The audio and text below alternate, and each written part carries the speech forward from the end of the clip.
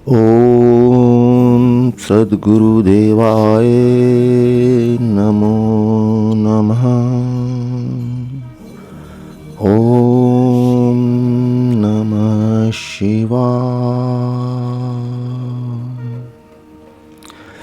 मैं स्वामी हेमदत्त आप सभी के चैनल एनलाइटमेंट मोनेस्ट्री में आप सभी का स्वागत करता हूँ। तो दोस्तों, आज मैं आपको सुनाऊंगा वो घटना जिस घटना ने मुझे पागलपन की स्थिति में ला दिया और मैं समझ नहीं पा रहा था कि वो क्या हुआ। तो अनुभव बहुत सारे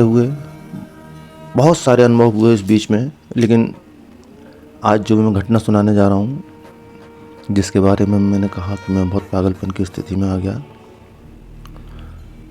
उससे पहले बताने के लिए मेरे पास बहुत सारे अनुभव हैं, बहुत सारी घटना हैं आध्यात्म से संबंधित। कैसे कैसे क्या क्या स्टेप बाय स्टेप अनुभव मुझे होते रहे, वो सब मैं आपको अगले वीडियो में बताऊंगा। आज मैं बताऊंगा उस वीडियो के बारे में, उस अनुभव के बारे में जो स्वयं मुझे हुआ, जिसके बारे में मुझे बाद में गुरुदेव श्री के बताने पर पता चला कि वो मेरा प्राणोत्थान था।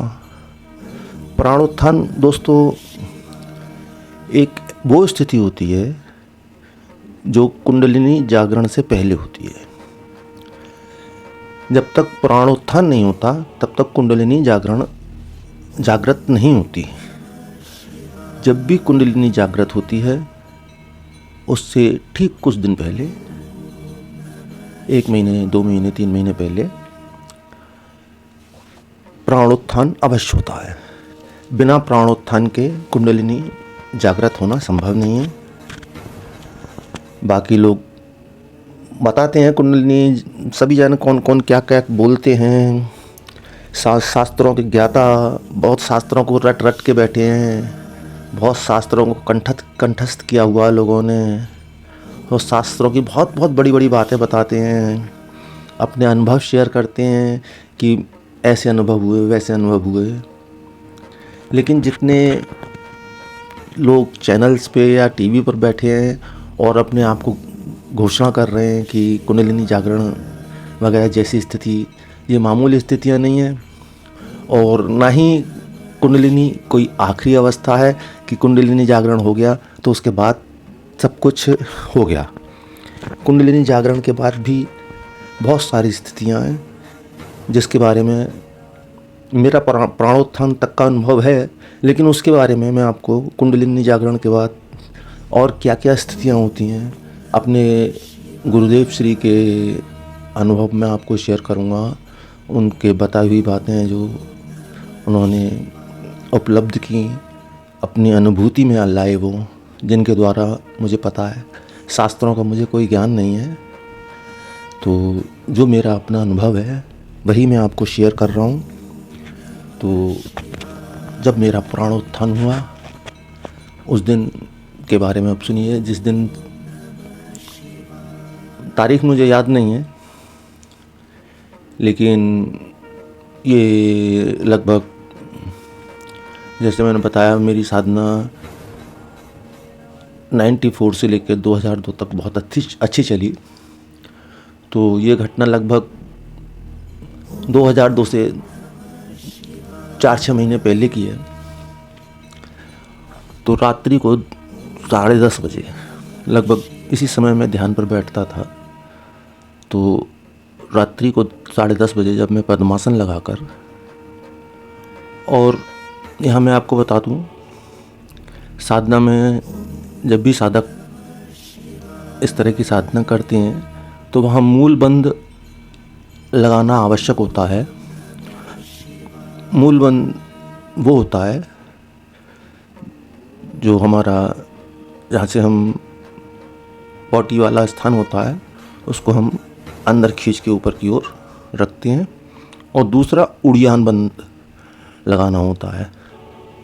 उड़ियान बंद वो होता है जिसको नाभि को हम अंदर चिपका के रीढ़ की हड्डी से चिपका लें, मतलब अंदर एकदम पिचका लें। लेकिन ध्यान की अवस्था जब आती है तो वैसे भी अगर हमारा मूलबंध ना भी लगा हो तो, और उड़ियान बंद ना भी लगा हो तो स्वतः लग जाता है। लेकिन शुरू से हम लगाने का अभ्यास करते हैं तो ध्यान की वो प्रक्रिया जल्दी होती है। इसीलिए शुरू से अभ्यास यही किया जाता है कि मूल बंद और उड़ियान बंद जितनी देर हम ध्यान अवस्था में रहें उतनी देर लगाए रहें। तो उड़ियान बंद का तो बहुत महत्व है। जैसे आपने उड़िया बाबा के बारे में सुना होगा, उड़िया बाबा थे तो वो हमेशा उड़ियान बंद लगाए रहते थे। उनका 24 घंटे मतलब उड़ियान बंद लगा रहता था। वो जब मल विसर्जित करते थे तभी बंद खोलते थे, बाकी हर समय उनका उड़ियान बंद लगा रहता था। इसीलिए उनका नाम उड़िया बाबा था। वो बहुत सिद्ध और बहुत उपलब्ध संत हुए, ज्ञान को उपलब्ध हुए, ब्रह्म ज्ञान को उपलब्ध हुए, बहुत पूजनीय संत हुए। हाँ, तो फिर मैं अब आगे आपको अपने अनुभव शेयर करता हूँ। जब मैं इस तरह ध्यान लगाकर 10-15-20 मिनट ही बैठा हूँगा, तभी मुझे जो अनुभूतियाँ ध्यान की होने शुरू होती थी वो होने लगी। वो तो नॉर्मल थी, वो सब मैं आपको बताऊँगा बाद में। तो नॉर्मल वो स्थितियाँ होने लगी। फिर अचानक मुझे ऐसा एहसास लगा जैसे मुझे आसन पे किसी ने कुछ गरम गरम पानी मेरे नीचे बह रहा है, मेरे आसन पे। जैसे कि मेरे नीचे गरम पानी बह रहा है। मैं थोड़ा सा, लेकिन फिर भी मैं अपना ध्यान एकाग्र किए हुए बैठा रहा। अब वो गर्म पानी धीरे धीरे मेरे रीढ़ की हड्डी में अंदर ऊपर उठने लगा और मेरे ध्यान, मेरे प्राण, ये सब बॉडी में सब कुछ अंदर की ओर खींचते हुए ऊपर चढ़ने लगा। और वो जो प्राण थे ऊपर उठते हुए एकदम माइंड, जो कि एक अलग ही सन्नाटे वाली स्थिति में आता था, बिल्कुल अंधकार में जैसे गहरी खाई में पहुंच गए हो ऐसे आ जाता था। वहाँ एकदम प्रकाश की स्थिति हो जाती है और उसके साथ ही उस आनंद की अनुभूति होती है जो आमतौर पर हर स्त्री पुरुष सभी मनुष्य एक साथ जो प्रेम की स्थिति में होते हैं और जिसे चरमोत्कर्ष कहा जाता है, जिसे ऑर्गेज्म कहा जाता है, तो जो आनंद की स्थिति 4, 5, 6, 7 सेकंड की होती है, वो भी कभी अधिक आनंद की स्थिति होती है, कभी कम आनंद की स्थिति होती है, कभी हमेशा एक जैसी नहीं होती। तो वो आनंद आप समझ लीजिए 4, 5, 7 सेकंड का होता है। लेकिन मेरी उस समय ध्यान की अवस्था में वो आनंद सैकड़ों गुना अधिकता के साथ और घंटों स्थिर एक अलग ही आनंद की स्थिति है, जो मतलब स्त्री पुरुष जब मिलते हैं तो जो कुछ सेकंड होते हैं वो सैकड़ों गुना अधिक, कुछ सेकंड ना होकर घंटों में की स्थिति वो रही और आंखों में एकदम प्रकाश भरा हुआ, अंधेरा नहीं था और प्रकाश बहुत तेज था। तो ये अवस्था मेरी 10:30 बजे बैठा था, 20-25 मिनट बाद ये अवस्था हुई और फिर मैं 1:30 बजे ध्यान से उठा। अब ध्यान से उठने के बाद मुझे समझ नहीं आ रहा था कि ये हुआ क्या। एकदम ये प्रकाश और ये उतना गहरा आनंद और एकदम स्थिर आनंद जो कभी महसूस ही नहीं किया जीवन में, वो आनंद की स्थिति। तो मैंने घड़ी देखी तो घड़ी में 1:30 बज रहे थे। तो लगभग वही समय होता था रात्रि को। हमारे गुरुजी निकलते थे अपने ध्यान कक्ष से और रात्रि को वो थोड़ा मौसमी का जूस लेते थे। तो एक भक्त उस समय रहता था, वो मशीन से, हाथ से मशीन से चला के जूस निकाल के उनको देता था। अब मैं सीधा स्कूटर उठा के अपने गुरुजी के पास मंदिर की ओर निकल पड़ा और सीधे ही स्कूटर को ले जाकर मंदिर में अंदर, वहाँ बाहर कुएं पर वही भक्त मेरे अच्छे मित्र हैं और मशीन धो रहे थे। मैंने उनकी तरफ देखा भी नहीं, मैं बिल्कुल आपाधापी में गुरुजी के कक्ष की ओर, जहाँ हमारे गुरुजी बाहर कक्ष में बैठते हैं। 2 कक्ष हैं, बाहर का कक्ष है, यहाँ पर बैठते हैं और मतलब कुछ देर के लिए जब आहार वगैरह लेते हैं, और बाकी एक अंदर और कक्ष है, उसमें वो हर समय ध्यान समाधि की अवस्था में रहते हैं। तो मौसमी का जूस लेने के बाद गुरुजी पालथी मारकर बैठे हुए थे। मैं दरवाज़ा खोल के गुरुजी को नमन करके अंदर घुस के और गुरुजी को चरण स्पर्श करने के बाद,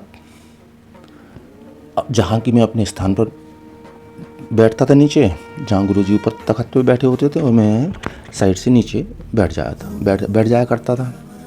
तो वहीं स्थान पर जब मैं बैठने को हुआ तब मुझे एकदम बड़ी आत्मग्लानि महसूस हुई। मेरी नज़र गई तो मेरे पैरों में स्लीपर थे, जो कि हमेशा मैं जो है कक्ष से बाहर उतार दिया करता था। तो मेरी पागलपन की स्थिति का आप अनुमान लगा सकते। मुझे ये बोध नहीं था कि मुझे स्लीपर बाहर उतारने हैं, तब अंदर प्रवेश करना है। लेकिन गुरुजी देख रहे थे और सब समझ रहे थे और मन में मुस्कुरा रहे थे। जब मैंने उन्हें चरण स्पर्श किया तभी उन्होंने मुस्कुराते हुए आशीर्वाद दिया। मैं बैठा, उन्होंने कुछ नहीं कहा। जब मैंने मेरी खुद स्वयं नज़र गई तो मैं एकदम हतप्रभ और आत्मग्लानि से भर गया और मैं गुरुजी क्षमा याचना करते हुए बाहर निकल के तुरंत मैंने अपने पैर से स्लीपर निकाले और फिर उसके बाद मैं फिर गुरुजी से क्षमा याचना करने के साथ फिर बैठ गया। फिर मैंने गुरुजी को अपनी स्थिति सारी बताई। तब गुरुजी ने सारी स्थिति सुनने के बाद विस्तार से बताया कि ये सब ऐसा कोई बात नहीं, नॉर्मल है, ये आपका प्राणोत्थान हुआ है, ये आपके कुंडलिनी जागरण के संकेत हैं। अब आपको कैसे कैसे जो भी कुछ, फिर उन्होंने मुझे सारी गाइडेंस किस तरह से क्या करना है सभी कुछ दी। और आगे मैं अगले वीडियो में बहुत सारे अनुभव शेयर करूंगा आपसे। तो जिन लोगों ने चैनल को सब्सक्राइब नहीं किया वो चैनल सब्सक्राइब कर लें, लाइक कमेंट शेयर अवश्य करें और कमेंट तो अवश्य ही करें। जो भी आपको, जैसा भी आपको अच्छा लगा बुरा लगा, जो आपकी मतलब जैसा भी आपने महसूस किया जिससे कि मुझे पता चले और मैं आगे भी जारी रख सकूं। इसी के साथ ओम नमः शिवाय, ओम नमः शिवाय, ओम नमः शिवाय। आप सभी को बहुत बहुत प्रेम।